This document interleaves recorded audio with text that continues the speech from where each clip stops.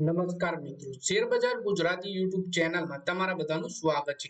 મિત્રો, આજે આપણે ત્રણ સરકારી કંપનીઓના શેર વિશે વાત કરવાના છે, જેમાં બ્રોકરેજ હાઉસ જણાવી રહ્યા છે કે આ શેરમાં રેકોર્ડ બ્રેક નફો થઈ શકે છે અને બ્રોકરેજ હાઉસે આ શેરોમાં ટાર્ગેટ પ્રાઇસ પણ વધારી દીધો છે. તો આ કઈ ત્રણ કંપનીઓ છે એના વિશે માહિતી જોઈએ મિત્રો આપણે. અને જો તમને આ વિડીયોથી થોડી ઘણી પણ માહિતી મળે તો તમે વિડીયોને લાઈક કરી ચેનલને સબસ્ક્રાઇબ કરવાનું ભૂલતા નહીં. તો હવે આપણે તમામ માહિતી ડિટેલમાં જોઈએ.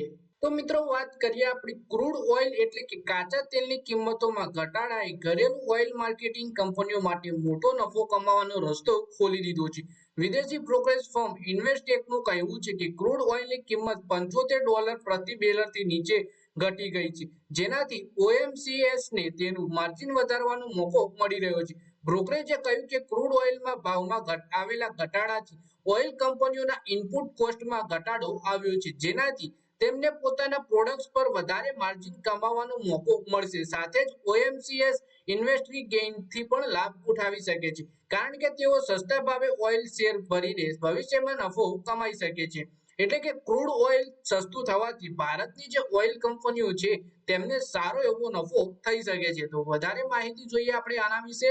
સૌથી પહેલી કંપની વિશે વાત કરીએ તો ઇન્વેસ્ટેકે તેના રિપોર્ટમાં કહ્યું કે ઇન્ડિયન ઓઇલ કોર્પોરેશન અને ભારત પેટ્રોલિયમ કોર્પોરેશન જેવી કંપનીઓ માટે નફો રેકોર્ડ સ્તર પર જઈ શકે છે, પરંતુ તેમ છતાંય સરકાર પર મહારાષ્ટ્ર ચૂંટણી પહેલા ક્રૂડની કિંમતો ઘટાડવાનું દબાણ રહેશે.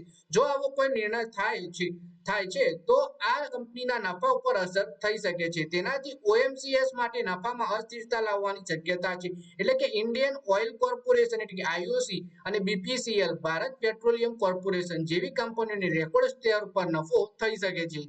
ટાર્ગેટ પ્રાઇસ વિશે વાત કરીએ તો ઇન્વેસ્ટેક ઇન્ડિયન ઓઇલનો ટાર્ગેટ $110 થી વધારી $120 કરી દીધો છે, જ્યારે ભારત પેટ્રોલિયમનો ટાર્ગેટ પ્રાઇસ 230 થી વધારીને $250 કરી દેવામાં આવ્યો છે. જ્યારે બ્રોકરેજે હિન્દુસ્તાન પેટ્રોલિયમ કોર્પોરેશન પર પોતાની હોલ્ડ રેટિંગ યથાવત રાખતા $360 થી વધારી $400 ભાવ કરી દીધો છે. ઓએનજીસી અને ઓઇલ ઇન્ડિયાને પણ અસર થશે. એટલે કે જો કે ક્રૂડ ઓઇલના ઘટાડાથી ઓએનજીસી અને ઓઇલ ઇન્ડિયા જેવી ઓઇલ ડ્રિલિંગ કરનારી કંપનીઓના નફા ઉપર નકારાત્મક અસર પડી શકે છે. ક્રૂડ ઓઇલની કિંમતના ઘટાડાના કારણે આ કંપનીઓની પ્રોડક્ટ્સના માર્જિન પર દબાણ વધશે અને જૂના મોંઘા સ્ટોક પર ઇન્વેન્ટરી લોસ પણ થઈ શકે છે.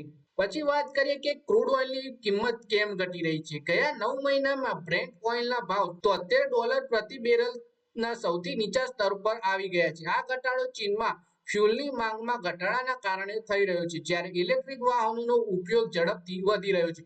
ક્રૂડ ઓઇલને ઇમ્પોર્ટ કરનારો દુનિયાનો સૌથી મોટો દેશ ચીનના માંગમાં ઘટાડાએ બ્રેન્ટ ક્રૂડના ભાવમાં દબાણ નાખ્યું છે. એટલે કે સૌથી વધારે આયાત ચીન કરી રહ્યું હતું ક્રૂડ ઓઇલનું, એમાં ઘટાડો આવ્યો છે, જેથી કરીને કિંમતોમાં પણ ઘટાડો જોવા મળી રહ્યો છે આપણને. તો મિત્રો, આ વિડીયોમાં આપણે ત્રણ એવી સરકારી કંપનીઓના શેર વિશે વાત કરી જેમાં બ્રોકરેજ હાઉસ અનુસાર સારો એવો નફો જોવા મળી શકે છે, કેમ કે ક્રૂડ ઓઇલનો ભાવ ઘટ્યો છે અને આ નફાના કારણે રોકાણકારોને પણ સારો એવો ફાયદો થઈ શકે છે. તો મિત્રો, આ વિડીયોમાં બસ આટલું જ. હવે મળીએ આવનારા વિડીયોમાં. ત્યાં સુધી વિડીયોમાં લાઈક કરો, કોમેન્ટ કરો અને વિડીયો પોતાના મિત્રો સાથે ફેસબુક, ઇન્સ્ટાગ્રામ, વોટ્સએપ બધી જગ્યાએ શેર કરો.